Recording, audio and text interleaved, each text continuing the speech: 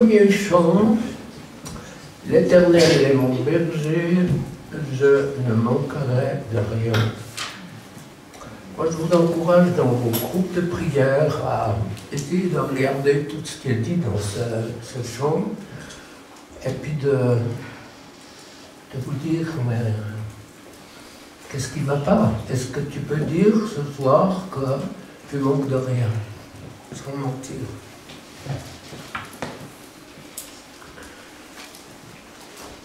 Je ne suis pas prophète, mais certains de mes amis perçoivent en moi une petite veine prophétique par rapport à l'avenir dans le temps. Et on est plusieurs cultivateurs ici, deux producteurs de gruyère, enfin moi c'est mes fils, producteurs de poulet, de céréales, il y a les vignerons, il y a toute une gamme d'hommes, de femmes qui travaillent la terre.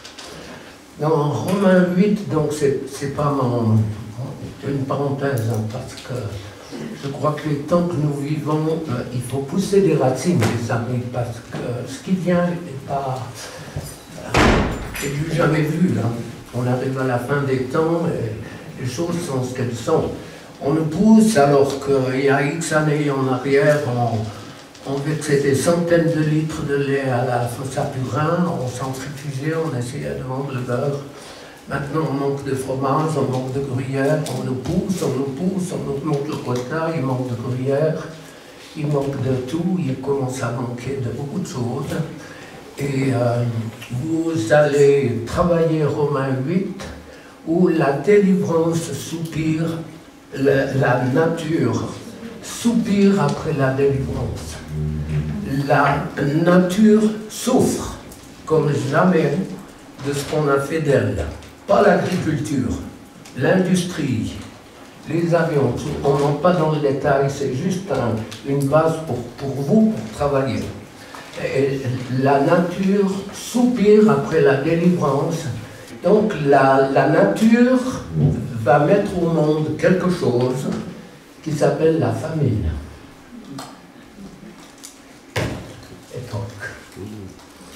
Donc, citadins, ayez quelques réserves.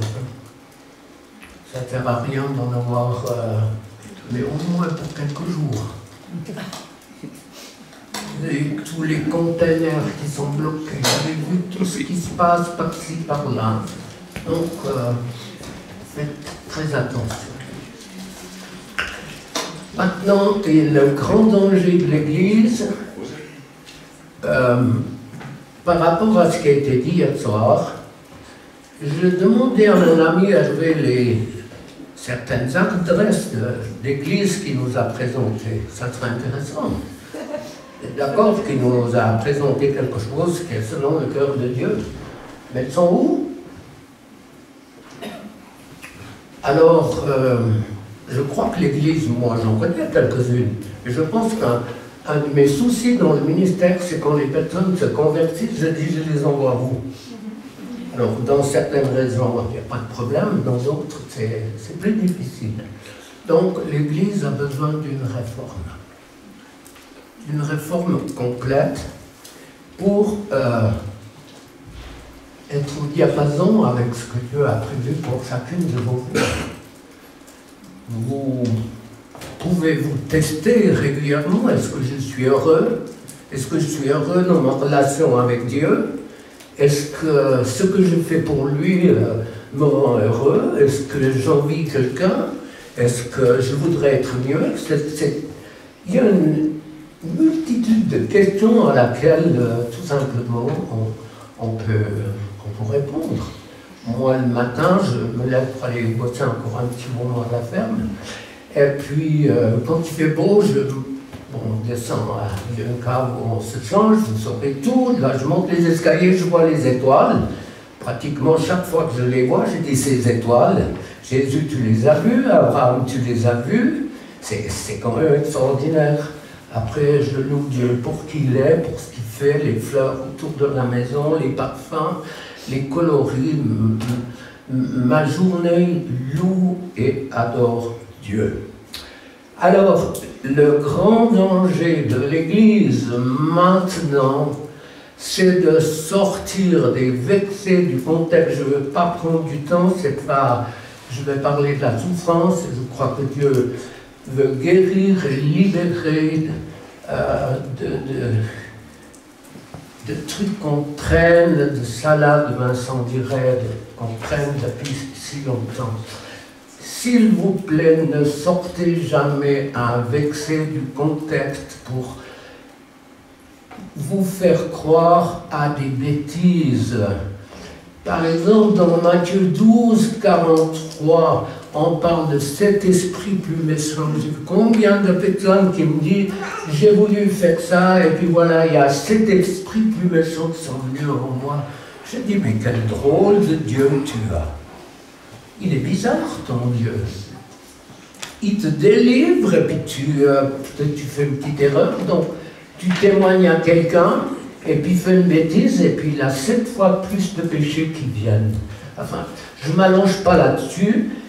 C'est tellement clair dans le contexte de Matthieu 12, Jésus est en train de dire aux pharisiens, si vous continuez dans la loi et que vous n'acceptez pas le message qui est le mien, c'est-à-dire que je suis le Messie, que je vais...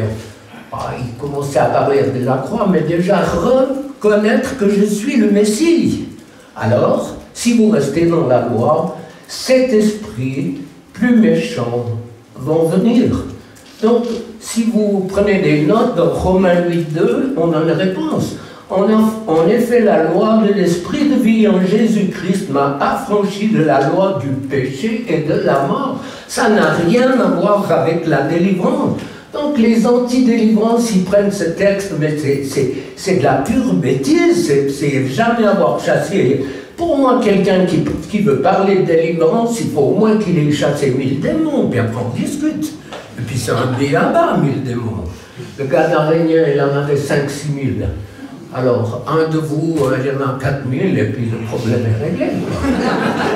Alors, et puis encore, si vous travaillez dans la 4-7, ainsi tu n'es plus esclave, mais fils ainsi. Comme tu n'es plus esclave, tu es fils et tu es héritier de la grâce de Dieu. Vous tous qui avez été baptisés dans un même esprit, il y a tellement de bêtises qui nous sont enseignées, et je vous encourage, mais si vous voulez grandir, c'est de travailler la parole de Dieu et de voir dans quel contexte des affirmations de Jésus lui-même n'ont rien à voir avec ce qu'on essaye de nous faire croire. Alors, c'est vrai que parler de des versets bibliques, c'est vrai que parler de la guérison, c'est pas facile. On prend un certain nombre de textes ici. Ésaïe 53, c'est par ses meurtrissures que nous sommes guéris. Un point. Donc, si tu n'es pas guéri, tu as un problème, entre guillemets, d'après ceux qui prêchent. Psaume 103, c'est lui, verset 3, c'est lui qui pardonne toutes tes fautes et qui guérit toutes tes maladies. Donc, si tu le prends comme ça, et puis que tu n'es pas guéri, tu as un problème. Donc, tu fais de l'introspection, et puis tu te cherches tes péchés, et puis tu te casses la figure, si ce n'est la gueule. Non, mais je sais ce que c'est que la souffrance des gens. La côté, je la côtoie depuis beaucoup d'années. 2 Timothée 2,4. Dieu veut que tous les hommes soient sauvés. C'est la réalité. C'est comment dans votre famille? Est-ce que tout le monde est sauvé? Est-ce que tout le monde... Et Dieu veut. Mais la réalité, c'est pas vrai. C'est pas vrai. L'homme doit choisir. Et Dieu ne choisira jamais pour l'homme. Et ça, c'est des textes... crois, et tu seras sauvé, acte 16, 31. Crois au Seigneur Jésus, alors tu seras sauvé, toi et ta famille. Combien de fois on m'a... Enfin, rabâché, c'est un mot. Mais combien de fois on m'a dit, mais moi je prie ce verset, et puis c'est la catastrophe dans ma famille. Ben, la réalité, elle est où? C'est-à-dire qu'il faut lire la Bible comme Dieu veut qu'on la lise. Alors, Hébreux 11, verset 13, tous ces gens sont morts en croyant en Dieu, ça veut dire qu'ils ont cru les promesses. et ils n'ont pas reçu les biens qui avaient été promis. Dieu est souverain, il fait comme il veut. Donc, parler de la souffrance, c'est pas facile. Moi, je suis confronté des fois à des choses tellement difficiles. Et puis, on me reproche, on dit, tu vois des démons partout. J'ai dit, je les vois pas seulement, je les chasse. Tandis que toi, tu en parles, ça ne change pas la vie des autres. Ça me paraît tellement simple. Donc, pourquoi on ne parle pas de la souffrance? On n'en parle pas.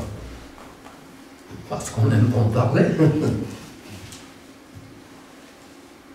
Est-ce qu'on aime se livrer pour dire tous les problèmes qui nous rongent, alors qu'on a prié, qu'on a prié, qu'on a reprié, qu'on a reprié, comme cette femme-là qui me téléphonait il y a peut-être 2 ou 3 semaines, qui me disait à partir de mon baptême, on m'a encore un baptême sauvage dans une baignoire avec je ne sais pas trop qui, des farfelus qui ont commencé à prier pour elle et puis sans autorité, puis qui lui ont dit ben, Dieu te parle, il veut te mettre au désert. Je crie au téléphone mensonge, c'est un mensonge. C'est pas ça, et on a commencé, elle avait l'écriture automatique pleine de pouvoir et tout, elle crachait ses esprits, et puis la paix est revenue dans cette femme. Alors, on est touché dans le corps, on est touché dans l'âme, dans l'esprit, et puis 1 Thessaloniciens 5,23, c'est l'œuvre de Dieu en nous. Il veut travailler, il veut nous rendre irrépréhensibles. C'est-à-dire quoi? Il y a une traduction qui dit, parole de vie, vivre totalement pour lui. Il vient chercher une église sans tache et sans ride. Jusqu'à preuve du contraire, les taches, on les a enlevées, les rides. Les subit, hein? J'ai demandé à une esthéticienne, j'ai dit, tu peux pas me faire un truc là? Elle dit, non, t'es trop vieux.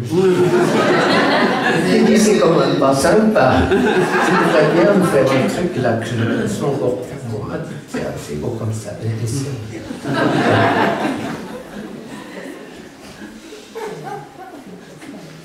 Est-ce que vous avez réalisé, particulièrement dans les couples, que tout péché mis devant Dieu est non seulement pardonné, mais effacé? Ton avortement, tes adultères, tes pratiques occultes. Il y a 2 personnes, au minimum ici, qui ont des pouvoirs divinatoires, des pouvoirs de guérison et tout. Et puis, je ne sais pas, la guérison du guérisseur, il est là, il n'y en a pas. Walter, qui avait 2 cabinets, qui opérait à main, si Marie était là, elle pourrait témoigner, qui opérait, qui enlevait les tumeurs sans opérer, qui avait une élégance extraordinaire, qui a changé sa vie. Corps, âme, esprit, sans tache, sans ride, ni rien de semblable. Pourquoi reprocher à l'autre ce que Dieu a pardonné? Non seulement pardonné, j'ai entendu une parole prophétique. Quand quelqu'un demandait pardon, Dieu a répondu prophétiquement, je ne sais pas de quoi tu parles. Vous saisissez le cœur de Dieu quand tu ressasses tes problèmes. Tu crois que c'est toi ou c'est tes colocataires qui viennent te dire t'es con, t'es nul, t'as avorté, t'as eu cette expérience, t'as eu ci, t'as eu ça. Les fautes que tu as fait, je ne parle pas des blessures, c'est à un autre niveau. Jésus est mort à la croix. Pourquoi? Pour mon péché. Donc si tu vois pur, est-ce que c'est pas un miracle? Ça ne veut rien dire. Quand on voit David, un coureur de jupons, ma femme, un homme qui a répandu le sang comme c'est pas possible, et dans les épîtres, quand Jésus parle, Dieu parle de lui en disant David, un homme selon mon cœur, les amis, il faut lire la parole, il faut s'en nourrir pour voir que la puissance du pardon, elle transforme. Alors, on est touché dans Éphésiens 5, 27, Dieu parle à l'Église. L'Église, c'est vous, c'est moi, c'est un corps. Je pense que ce corps, dans les temps qui vont venir, peut-être va... Je ne suis pas en train de prêcher contre l'Église. Je suis en train de voir dans les difficultés. Et une éminente paysanne disait cette parole, et recevez-la, c'est qu'il fallait essayer de se grouper en 4, maximum 5 familles où on va cultiver l'amour ensemble, et puis quand la récession va venir, sur ces 5 couples, il y en aura peut-être 2 qui gagneront encore de l'argent et qui pourront nourrir ces familles. Donc on est dans le catastrophique, mais c'est mieux de le savoir. Hein. Vous savez comme moi qu'il a fallu que l'eau monte dans le salon du Titanic. Quand on jouait, qu'on buvait, il a fallu que l'eau monte. Avant on se moquait. Mais une fois que l'eau a commencé à monter, on a pensé que c'était mieux et on a commencé à jouer mon Dieu plus près de toi.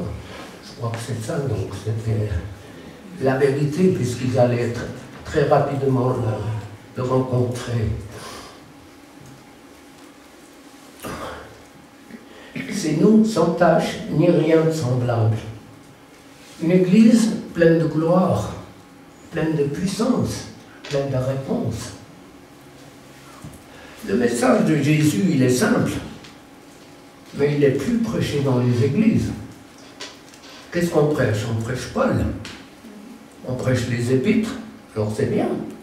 Mais le message de Jésus, il n'est pas compliqué.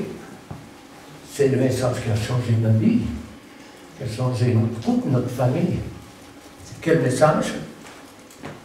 Jésus sauve, il délivre, il guérit. Il nous a délivrés, il continue à le faire. C'est un processus jusqu'à la fin. Si Dieu vous donnait un miroir pour voir tous les colocataires que vous avez, je vous jure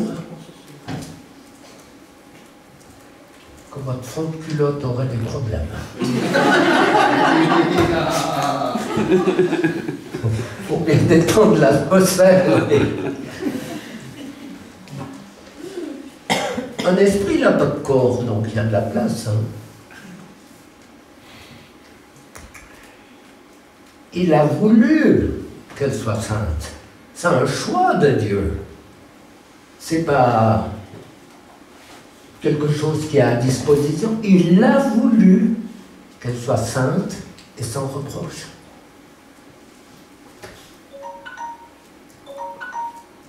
Jéricho, non. La trompette qui sort. Un peu trop. Les conséquences de la chute, c'est vivre, souffrir, mourir. Et Jésus est venu pourquoi? Pour limiter les dégâts. Les amis, je vous mets au défi. C'est impossible de comprendre une quantité de vérité de la parole de Dieu sans connaître la Genèse. étonnant. En Genèse 3, Dieu dit à Satan, ta postérité. Il a dit à Ève, ta postérité. Nous sommes face à deux postérités. Combien d'entre vous, vous êtes nés dans la postérité des ténèbres? Nous, avec ma femme, on a eu le privilège de naître dans la postérité de la lumière, mais alors on a baigné dans le quoi? Le caca du religieux. Et on en avait des pampers, et des pampers, et on en avait plein les doigts. Et on a dû combattre, et on a dû combattre. Et on n'a jamais eu de confession de péché comme Régine, comme je ne sais plus qui d'entre vous qui tout d'un coup découvre un royaume. Nous, on baignait dans le truc. Oui ou non? Et quelle emmerdolée, ma femme! Non, mais c'est pire, c'est pire. Le religieux, les esprits religieux sont pires que tout l'occultisme. Il y a la puissance de la loi qui est derrière et qui nous a empoisonnés, qui ont mis en nous des trucs, des casiers pas possibles. Et Dieu veut nous mettre au large. Il a des super pampers, des amis, alléluia, Dieu est bon. Moi j'ai un Dieu plein d'amour, je peux trembler devant mon Dieu comme je peux rire devant mon Dieu. Je ne veux pas vous la raconter, mais la dernière délivrance que j'ai eue, unique. Je dis rien d'autre, c'est Dieu, quoi. Alors, vivre, souffrir, mourir. Ben, il faut savoir encore le pourquoi de tout ça. C'est dans la mesure où on comprend le pourquoi de mon problème. Et c'est là où Dieu intervient et va agir. Parce qu'avant d'être physiques, nos problèmes ils sont spirituels. Tous nos problèmes sont d'ordre spirituel avec une conséquence sur le naturel. Il y a donc un antagonisme ou une opposition entre la chair et l'esprit. C'est pour ça que ça bagarre en nous. C'est pour ça que ça bagarre dans les couples. Pourquoi? Parce que ces puissances qui nous habitent, je vous répète, les gens nous disent ouais, des mauvais esprits partout. Je dis, mais je parle de délivrance, je ne veux pas parler d'autre chose. Mais pour nous, on ne parle pas tous les jours, hein, il y a d'autres choses. Les carottes sont pas belles, les tomates, c'est la catastrophe. Qu'est-ce qu'on dit? Les téléphones, le tomate, j'ai dit, ben et puis quoi? J'ai perdu mon pardon, non, j'ai dit, va voir sous l'armoire. Faire quoi? Oh frère, si vous connaissiez ma femme. Non, je ne veux pas. L'autre, il dit, frère, si vous connaissiez mon mari. Ah, ça c'est les chrétiens. Des fois, je dis, Seigneur, je ne sais pas comment tu fais, ma femme.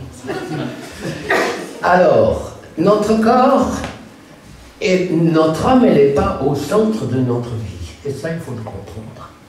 Au centre de notre vie, c'est la présence du Saint-Esprit qui veut nous conduire, qui veut nous guider, qui veut nous transformer.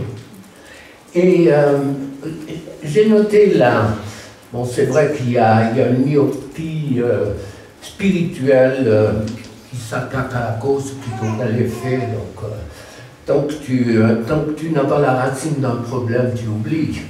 Donc il y a beaucoup de manières de faire. Et puis on coupe les ronces, les épines, mais tant que la racine n'est pas loin, le problème il va perdurer. Il reste, la délivrance touche la racine et puis les problèmes ils sont réglés. Après bien sûr qu'il faut les gérer.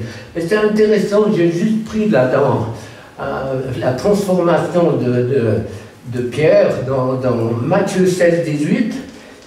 Jésus lui dit, tu es Pierre, et sur cette pierre je construirai mon église.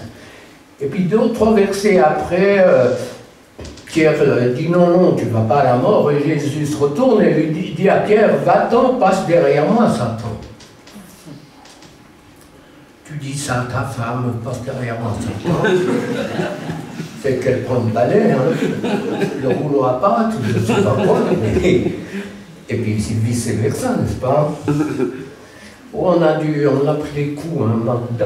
Les gens ne se rendent pas compte d'avoir été un peu un brise-glace dans la délivrance. On a pris des coups. Hein. Bon, ça c'est la petite parenthèse qui se ferme.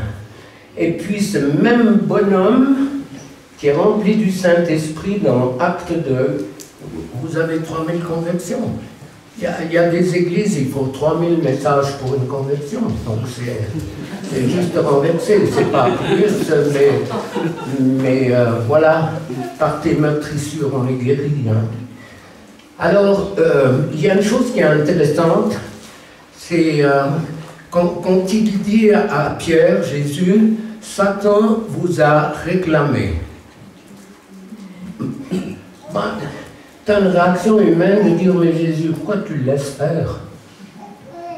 Et je pense qu'il y a toute la dimension des tests, il y a toute la dimension où Dieu veut voir comment on va réagir face à l'adversité. Donc c'est clair qu'il y a des paramètres qui sont différents, mais criblé, comme du froment, vous avez les tamis qui secouent, ça fait comme ça. Et puis il y a la balle qui va partir aussi. Mais si en creusant un petit peu sur le grec par rapport à cribler, c'est assez impressionnant de réaliser que Satan a le pouvoir de donner, je schématise, hein, il a le pouvoir de donner des maladies, de nous cribler, de nous exécuter, de nous faire souffrir, d'essayer de nous faire perdre la foi ou lâcher Dieu. Donc, quand tu regardes un petit peu le grec par rapport à cribler, c'est assez, pour moi c'est clair, mais pour beaucoup ça peut être angoissant. Torturer, punir, essayer de renverser la foi de quelqu'un. La souffrance, c'est aussi subir. L'épreuve, c'est une lutte, c'est un combat. La souffrance du corps. Quand tout va bien, tout va bien. La souffrance du corps, on a déjà comment? Il y a ceux qui sont dans des familles chrétiennes, où il y a des groupes de prière, on est soutenu, on est soutenu, mais il y a toute la prière qui soulage les personnes qui souffrent. Il y a tous ceux qui souffrent et on ne le sait pas. Il y a qui pour les aider? Puis après la souffrance de l'âme, les divorces, les décès, les désillusions. Pour mettre une liste sur la souffrance de l'âme. Puis la souffrance de l'esprit. Tout ce qui va me couper de Dieu.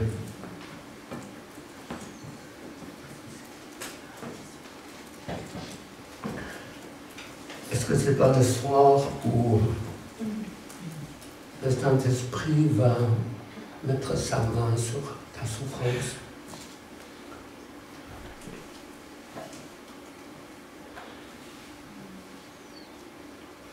Peut-être que pour certains, c'est difficile à saisir, mais l'ennemi frappe avant le fœtus. Il frappe l'embryon. La génétique. Alors, je ne vais pas comparer la génétique humaine, mais nous, la génétique bovine, notre fils, surtout le deuxième, fait de la sélection. quand il met ces plaques jaunes que vous voyez au bousin, il y a un bout de peau qui part aux États-Unis, et puis il y a tout son génome qui va venir. On a après, enfin tu connais genre tout ça, on a des données qui sont précises par rapport à tout ce qu'il y a dans la bête en question. Les pédopsies disent que très très rapidement l'enfant, s'il est aimé ou pas. Essayez de voir vos vies. Accepté, pas aimé, maudit, l'enfant battu à l'intérieur pour avorter, pour avoir une fausse couche, tentative d'avortement avec des médicaments. Toutes ces personnes, je les ai croisées souvent. Quel est le médecin, quel est le psy qui est capable de faire un travail, si ce n'est le grand médecin? Je sais que chez plusieurs, alors que je parle, ça saigne à l'intérieur, ça coule. Mais c'est parce que le médecin va agir. Et les malédictions. Dans Marc 11, 14, le figuier, c'est une simple, tellement simple parole de Jésus. Il va, pas de figue. Il lui dit, mais que tu ne portes jamais de fruits. Qu'est-ce que vous avez entendu comme parole? T'es con, t'es nul, tu n'y arriveras pas. Le de trop. Arrête de bouffer, tu vas devenir énorme. Regarde le derrière, le cul que tu as. Moi, je parle le langage qu'on me dit. Tu crois que quelqu'un veut te marier, il n'est même pas né, celui qui va te marier. Vous croyez que ça tourne comment dans la vie des gens?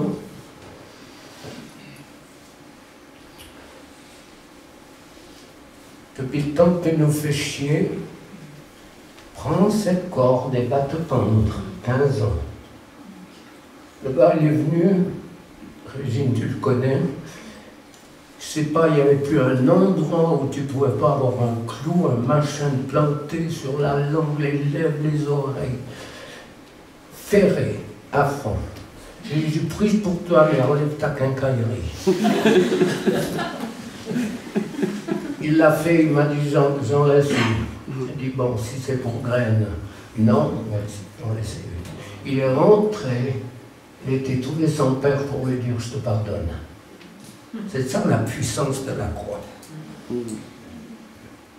Une vie changée.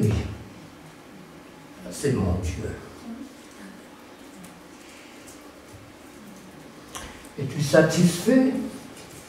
Satisfaite? Jésus revient, qu'est-ce que tu as dans ton panier pour lui présenter? Bien sûr que la prière, moi si je n'avais pas une quantité de personnes qui prient pour moi, ma femme déjà, ma famille et tout, il y a des quantités au Mexique, des milliers de personnes, privilèges.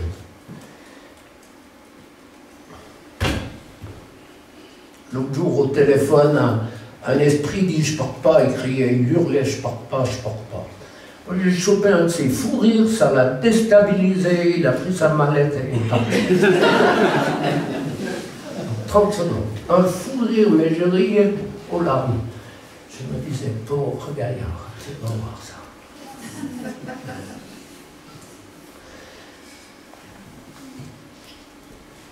Et si ton sale caractère, tes colères,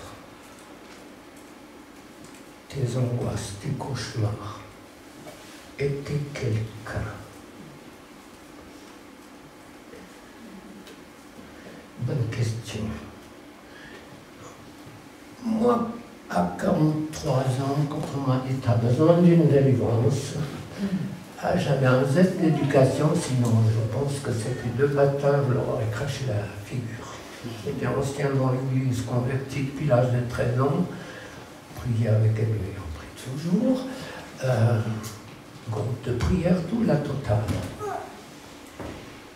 J'ai vu des milliers, des dizaines et des dizaines de milliers de délivrances au Mexique. C'est des milliers, en Afrique des milliers.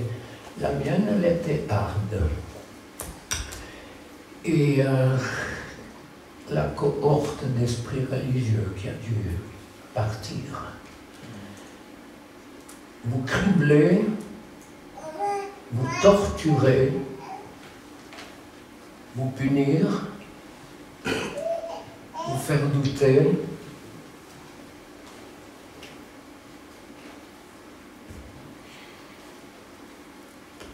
Est-ce que Jésus est satisfait de ta vie? C'est une question, ce n'est pas un jugement. C'est juste un trait d'union à recevoir. Est-ce que Jésus est satisfait?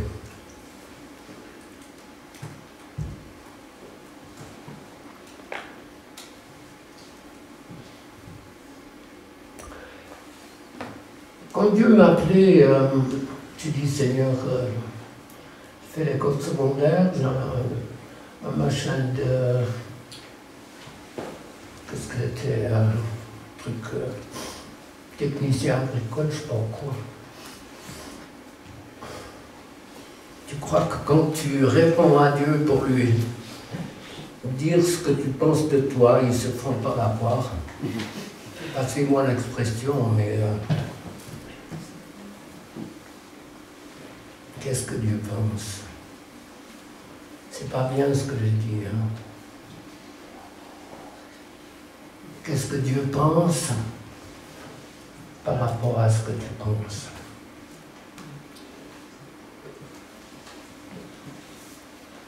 Si ce n'est pas Dieu qui agit en nous, qu'est-ce qu'on peut faire? Donc, si on le laisse agir, il va faire des choses étonnantes. Regardez, depuis le temps, ma femme, on a vu couler de l'eau sous les ponts. On en a vu des thérapies. On en a vu des manières de faire les choses. Le tri, il est vite fait. Toute espèce de méthode qu'on fait entrer dans l'Église et qui est acceptée par toutes les églises, attention, quand c'est de Dieu, il y a de l'opposition. S'il n'y a pas d'opposition, attention. La psychologie, il y a de l'opposition. Ce gars qui me prend un rendez-vous, je ne sais pas pourquoi, après coup je me suis dit, mais pourquoi il m'appelle? Il vient, il me raconte un peu son truc, il me dit, oh mais j'ai fait une thérapie, c'est extraordinaire. Bon, je ne vais pas poser de questions, je m'en fous pas mal de sa thérapie. Et puis j'ai dit, mais tu me racontes ça pourquoi? Il me dit, parce que c'est simple. Maintenant, quand je me mets en colère, je culpabilise plus. Mon œil. J'ai dit, mais c'est quoi? Quelle thérapie? Je ne culpabilise plus.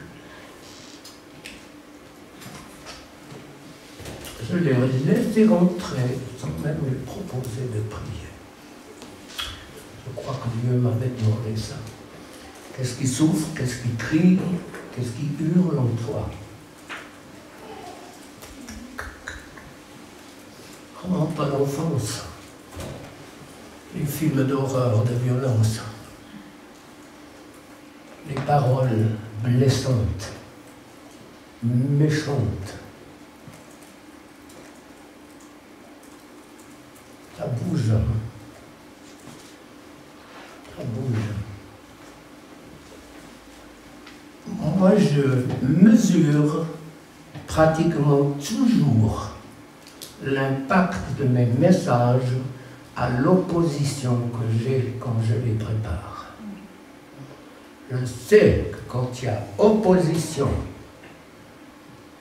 de la part de l'ennemi, c'est des trucs... il ne faut pas entrer dans les détails, je ne peux pas montrer avec ça. Mais quand je ressens l'opposition, je sais que l'ennemi n'est pas content parce que je vais toucher son foyer. Il y a une femme qui a une dépression noire, noir foncé, alors plus noir que noir, c'est noir. À l'œil, elle prenait minimum 12 cachets le matin pour se réveiller et puis autant le soir pour oublier. Un zombie, un vrai zombie, mais tu l'as vu plusieurs fois. J'avais pitié de cette femme, j'ai prié plusieurs fois, j'avais l'impression que rien ne se passait. Puis un coup, au téléphone, et il semblait percevoir une toute petite lueur entre les nuages très sombres. Puis bon, je lui donne un rendez-vous. Puis on parle, et puis... mais je lui dis, mais si Jésus était en face de toi, il ferait quoi? Il m'a dit, ben, il me guérirait. Puis je lui dis, mais Anna, où est le problème? Donc on a prié, il est parti. Plus de nouvelles. Et puis un coup, à Yverdon, moi j'étais sur la scène, il y a une femme qui est devant moi, fardée, appétissante, on peut dire. Je ne voulais pas la croquer, mais elle me dit, tu me reconnais? Il y avait sa fille à côté, tu me reconnais? J'ai dit, la voix, oui, mais elle dit, je suis Anna, guérie à 100% depuis je ne sais pas combien de plusieurs années et tout, je l'ai revue dans des réunions, guérie à 100%. Une dépression plus noire, tu ne peux pas voir. Une parole. Si Jésus était là, qu'est-ce qu'il ferait? Il me guérirait. Il est là. Il est là. Il veut guérir, il veut libérer, il veut transformer ta vie. Je crois que la question que le Saint-Esprit te pose, en tant que personne, on entre dans des temps qui seront toujours plus difficiles. Je crois que Dieu te dit, j'ai besoin de toi. Pas des autres, mais de toi, en tant que personne. J'ai besoin que ton couple ou ta personne grandisse avec moi, en m'appuyant sur les promesses de la parole de Dieu, pas sur la parole de Dieu expliquée, mais sur la richesse, sur les racines, sur la puissance. La parole de Dieu, c'est une puissance. C'est une puissance. C'est une puissance qui transforme. Combien de fois je parle jamais avec les mauvais esprits et je dis, mais tu sais la puissance qu'il y a là-dedans. Une seule molécule du sang de Jésus est suffisante pour transformer ta vie, la guérir dans ses émotions, guérir physiquement, psychiquement, spirituellement. Une seule molécule est suffisante pour faire de toi une bombe spirituelle. Je répète, nous entrons dans une période qui sera toujours plus difficile. Et je pense que c'est le temps de mettre des racines et puis de laisser le Saint-Esprit faire le ménage. Ça sera jusqu'au bout, la délivrance c'est jusqu'au bout. Hein. Il faut pas, on n'en fait pas une histoire, c'est jusqu'au bout. Il y a des réactions, puis on prie, et puis ça se passe, et puis les choses, elles se passent. Il est capable d'infliger toutes sortes de maladies. Il y a des médecins ici. On a vu combien de personnes guéries instantanément, sortir des chaises roulantes au Mexique. J'ai vu des gens, même en lisant les livres, en écoutant des miracles. Des miracles, Dieu est Dieu, et il bénit sa parole. L'individu, il est là comme un instrument, et puis c'est pas la seringue dans vos mains qui se glorifie, ou les médicaments, c'est autre chose. Donc là, on va prier. Moi, je crois que c'est le temps de Dieu, puis le temps où Dieu parle. Merci Hervé pour cette parole que tu m'avais donnée il y a 11 ans. Là, tu dis pas gloire à Dieu, Satan va attaquer ton corps pour stopper le ministère, mais fais-lui confiance. Vous aimez ça, vous? Et puis, 14 mois après, j'étais frappé d'un infarctus.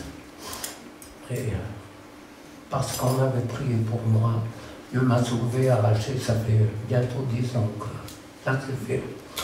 Alors, la parole d'Hervé, les paroles que tu as données, que tu donneras encore changer complètement des vies. Moi, je vous encourage à vous connecter sur un Dieu qui n'a pas changé, un Dieu qui aime sa créature, un Dieu ce soir qui nous rejoint au cœur de tous nos besoins et de tous nos problèmes. Être enthousiasmé pour Dieu, être jamais satisfait de ce qu'on a, quoi qu'on est reconnaissant, c'est pas de la suffisance, mais plus on reçoit, plus on peut aider les autres, et c'est dans ce sens, je crois que Dieu veut toucher nos vies ce soir. Saint-Esprit, tu le présentes.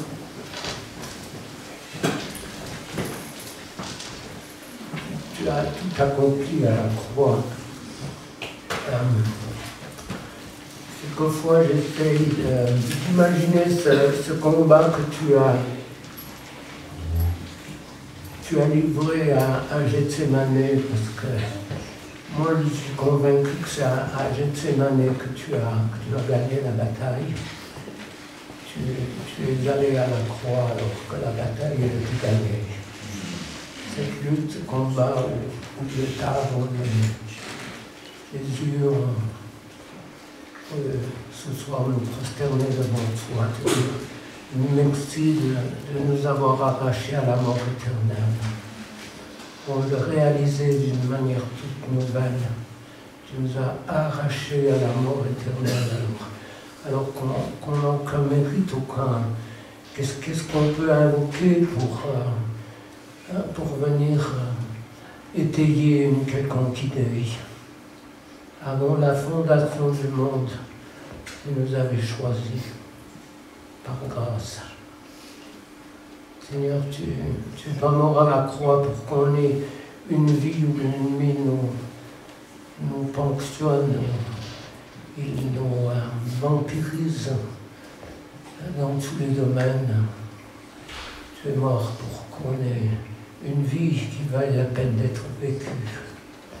Ça ne veut pas dire sans porter sa croix, tu l'as dit, ça ne veut pas dire sans souffrance, ça ne veut pas dire sans pourquoi, sans comment, mais une vie qui a un sens, une vie qui débouche sur des victoires, une vie qui peut apporter la vie à ceux et celles qui sont autour de nous, apporter la guérison de l'âme, du corps, mais apporter l'assurance de la vie éternelle. Pouvoir dire à quelqu'un, tes péchés sont pardonnés, crois-le. Quel miracle au travers de nos bouches. Saint-Esprit parle, travaille en profondeur que toutes ces mauvaises images, tout ce qui est à la base de toutes ces blessures, tout ce qui a été déformé, soit complètement détruit ce soir par la puissance de ton esprit. Jésus parle, manifeste-toi dans les vies, remets en évidence, comme souvent les personnes me disent quand j'ai prié, mais tu as touché les choses que j'avais enfouies, cachées, que je ne voulais plus je ne voulais plus entendre parler. Le Saint-Esprit les met à la lumière. Saint-Esprit, je prie que tu mettes à la lumière mes frères et sœurs de ton peuple, de tes amis, puisque tu dis, si vous faites ma volonté, je suis vos amis, vous êtes mes amis. Je prie que tout ce qui est enfoui, les non-dits, toutes ces blessures, les viols, les agressions de tout genre, ce soit mis à la lumière pour que tu puisses guérir. Saint-Esprit, fais une œuvre libératrice, une œuvre qui transforme. Ennemi, tu as été dépouillé de ton pouvoir à la croix. Au nom puissant de Jésus, arrête de tourmenter le peuple de Dieu. Tout esprit qui tourmente va partir. Je brise tes droits, ton pouvoir, ta puissance, ta méchanceté. Je brise tous les droits que tu as à cause des péchés des pères sur mes frères et sœurs, à cause de leur propre péché. Je brise tout cet héritage. Et au nom puissant de Jésus, je te chasse maintenant. Tout esprit qui tourmente, vous sortez maintenant. Tourment de l'âme, tu pars. Tourment de l'âme, tu pars. Ce qui est venu sur le choc émotionnel, les angoisses, les peurs, les esprits sortent. Qui a touché déjà l'embryon, ensuite le fœtus à cause des péchés des pères.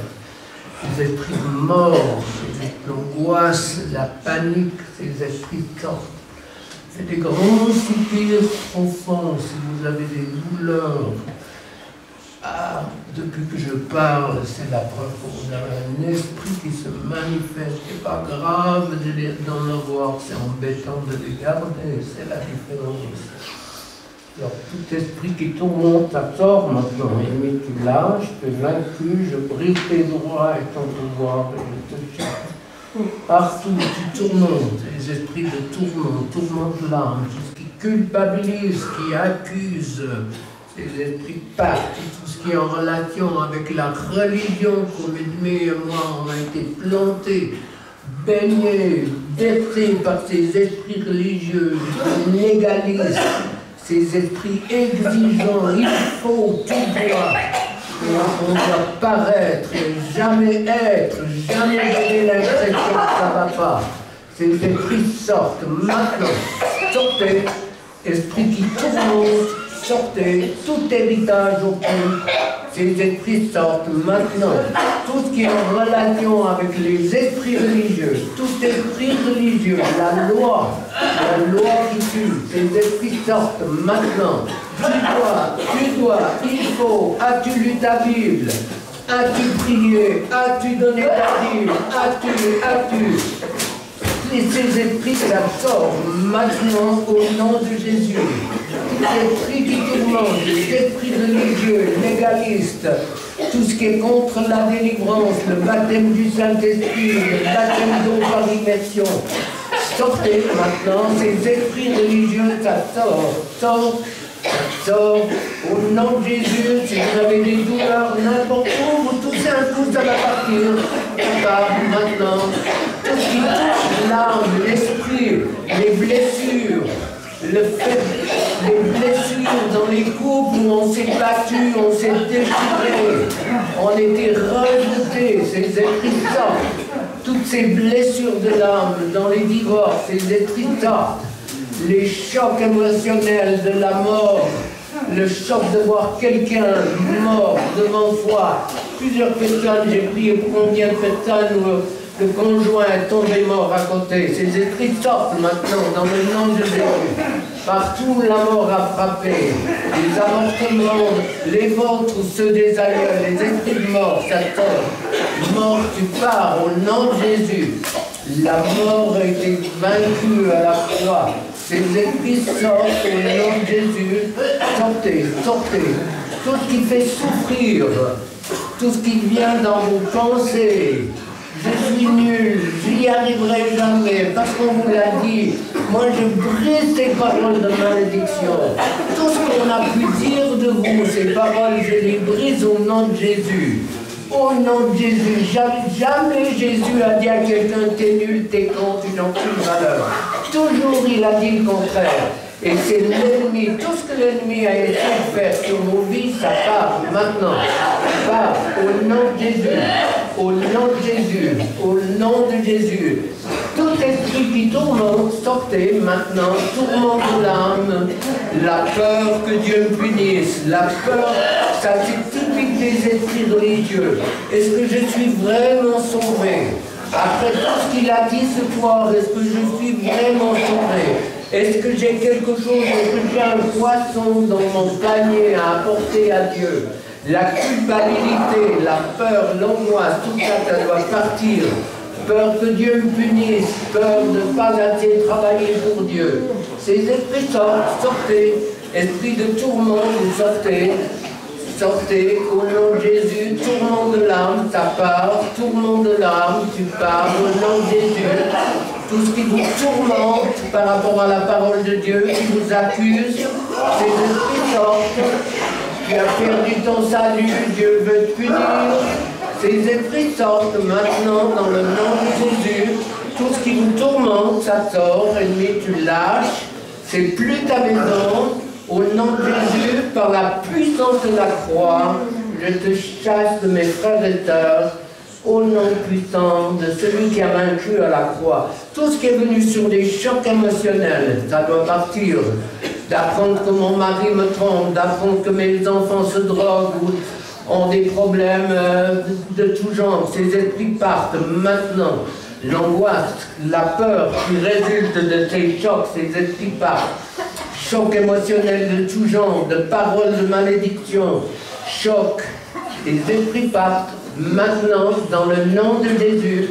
Dans le nom de Jésus, ces esprits sortent maintenant, sortent. Ces esprits qui résistent doivent partir au nom de Jésus.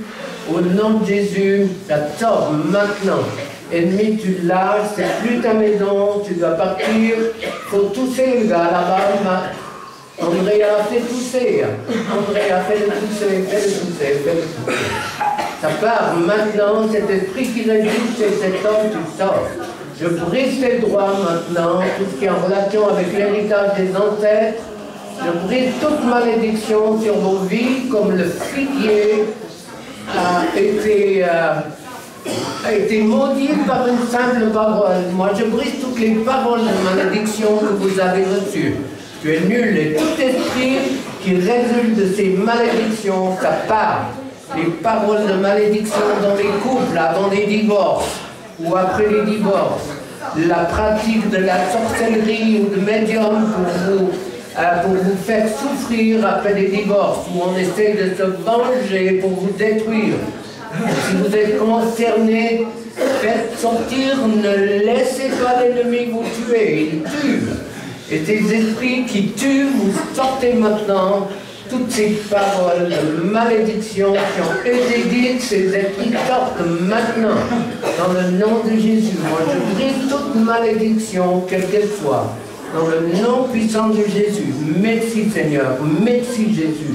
Tu libères, tu libères. Ce qui est venu par les tentatives ou les pratiques d'avortement sur le fœtus à l'intérieur de votre mère. Peut-être qu'elle a essayé, elle vous a maudit. Si elle vous a maudit, moi je brise ces malédictions. Si vous avez été maudit, peut-être que vous le savez ou vous ne le savez pas. Mais je brise ces malédictions quand Dieu me met sur une piste et qu'il veut libérer quelqu'un. Je brise toutes les malédictions qui peuvent être sur vous par rapport à tout ce qui est venu sur le fœtus. Quand il y a trop d'enfants et tout. Même dans une famille restée dans la position de délivrance, une enfant qui était née, une fille qui est née après sa sœur décédée, on l'a appelée Renée. Renée. Imaginez le fardeau que cette femme portait d'être la remplaçante de l'enfant qui était mort. Ces esprits sortent maintenant. Tout ce qui a trait à la religion, aux ancêtres, ces esprits partent. Tout ce qui a été dit sur le fœtus, les paroles de malédiction, essayez de, ou les pratiques, ou peut-être que vos mères se sont fait avorter avant vous. Si c'est le cas, moi je prends autorité contre tout esprit de mort. La dépression souvent qui découle des esprits de mort. La mort de la personnalité, la mort du couple, la mort de l'intimité, au nom de Jésus, au nom de Jésus, l'impuissance, la frigidité. Je prends autorité sur tous ces esprits dans les couples, au nom de Jésus, par la puissance de la croix. Tout esprit qui tourmente sort maintenant, ennemi, tu lâches, tu dois partir, c'est plus ta maison, tu dois partir dans le nom puissant de Jésus. Merci parce que tu libères. Merci parce que tu libères.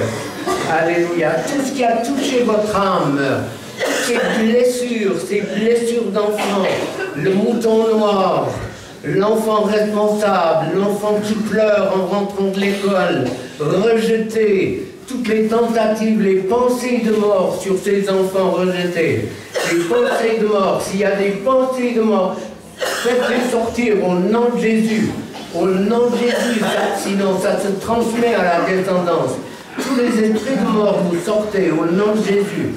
Ce qui est venu par votre avortement, Dieu a pardonné, mais l'ennemi a des droits. Il faut comprendre que quand le péché est pardonné, l'ennemi garde les droits qui sont les siens. Et c'est ces droits que j'attaque au nom puissant de celui qui a vaincu à la croix.